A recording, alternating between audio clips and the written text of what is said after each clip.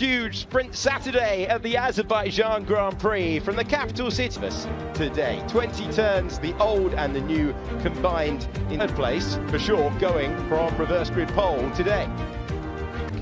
Where the moment can take you out, even if you like it. In the commentary box, I'm Alex Jakes, joined by two-time podium finisher. Two leading challengers. The grid's reversed, of course, for this sprint race. Short rundown to T1. Let's have a look at the rest of the grid.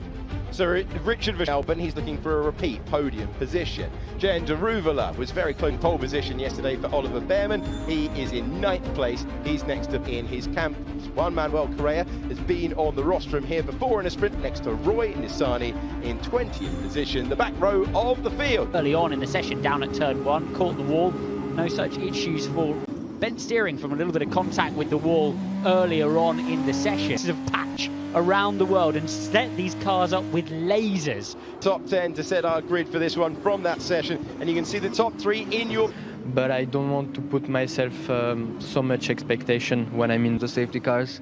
Loads of safety car restarts to think about. And then even if I have a bit of a gap, I think P1 at the start, that's the main point to achieve.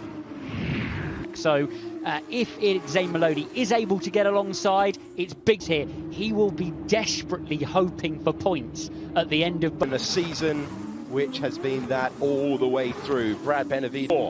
Medical car is pulling into place. We await the green flag at the back. Formula 2 is underway with an even getaway of reaction time. For sure has damage to the front wing, and going to the inside is Hauger, car number 1. Front wing damage at the front, he does now, because through goes Hauger to 2nd position.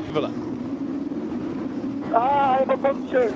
Yes, right. Time he gets to turn 7. And was it due to that little bit of contact? Zane Maloney has no grip under the tyres of these Formula 2 cars. So many drivers being... Where we have the front row expiring from contending. So much action down towards turn 1. For sure, we're hearing has stopped. Who's taking a position at turn 16. Don't see many overtakes there, because usually then it's Martins, Deruvala, Crawford, and fighting at the back. Through all that, it is Hauger from the 3rd row of laps, and that's what's caught them out here, but it looks like it's starting to come to these. Keep yourself in contention here. You know the likelihood of a safety car, or maybe it would have been the first with the Dutch team for sure. It would have been his first in the championship. Maloney on the right of your screen, just for sure doesn't quite get away. His perspective gets the best start of all from the 2nd row of the grid, but absolutely no tyres up. And then hitting Maloney. DRS is now enabled as half a second. This is Vesti late on the brakes to the apex of turn 1 first, and up to trying to find a way by in the battle for what is now 5th position, and championship rival he's lost a place at Wasser after all the action. On the grid after that grid job, already finds himself up in 6th. Smarts that tyre, you can see the right rear tyre eventually given for Boschong. Ralph Boschong's tumbling town timing sector, and it won't be points for the Swiss driver. It will be a retirement, and it's our first. Martins has been noted for causing a collision. In the meantime, this safe coming in to retire in the pit lane. So Maloney thinking better of it. He's gone back out and realised he's got suspension damage. This kind of issue. Ralph Boschong, let's see what's befallen him. Did well to spot it quickly and move that car out of the way. Castle walls down there, the old city walls, 12th century city walls. On the restart, and where we were able to get back going, and real disappointment. If you think it through the way past the castle here in back in. That winner's confidence in different machinery, that's available if he can later on. Our race leader was... I mean, we got the simulator and we sort of tendency to go really late here because of that long straight for the safety. The longest straight before T1, but it's always a bit of a commitment thing. Super tough now. Remember the start. They arrive at T1. Front tyre moving through the air, cooling. Both of those items of the car to perform at their maximum. Others have now. That's the challenge they'll be thinking about. They'll be considering. They knew they would need safety cars today. We've never run without one in Campos. We thank all of the marshals around the circuit that allow us to go racing. It can freeze, air temperature, I know you want that as well, 23 degrees out around Baku. Never has the late restart been more tempting before he lets it go. The field need to be expecting that from behind. cars trying to generate all the temperature they know. Give himself a little bit of front brake temperature, and now Hauger goes as we go green. Decision that's laid on the brakes by the P2 man, and will they all make the first corner? With Check could not find the momentum. If anything, he's under pressure from 7th place. Order Behrman got close, not close enough, thinking about the late move to the ins in the top 8 score in the F2 sprint. Kushmani looking feisty actually in qualifying as they continue to battle. This is Isaac Hadjar.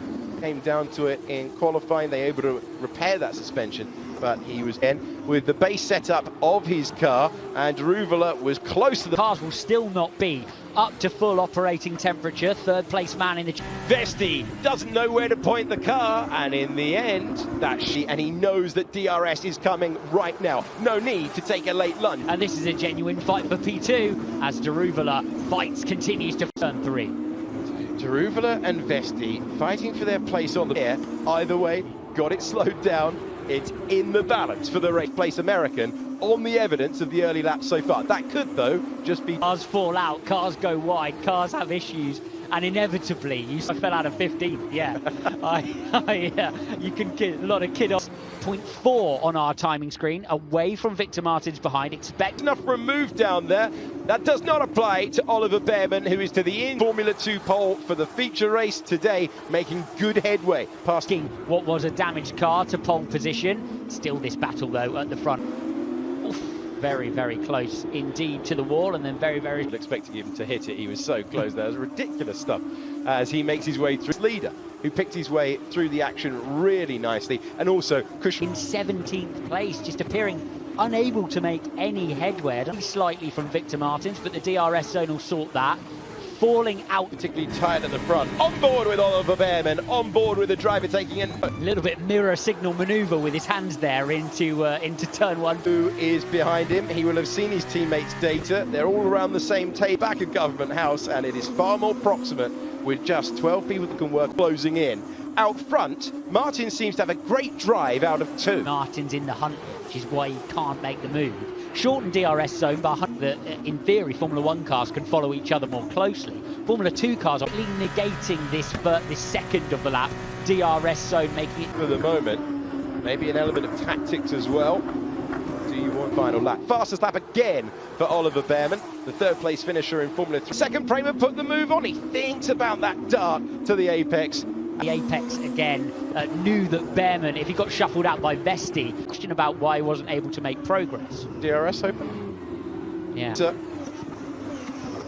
write-off of a weekend for him so far. With the race leader, he's keeping within that second, and it's the roles reversed. Start worrying about this man soon.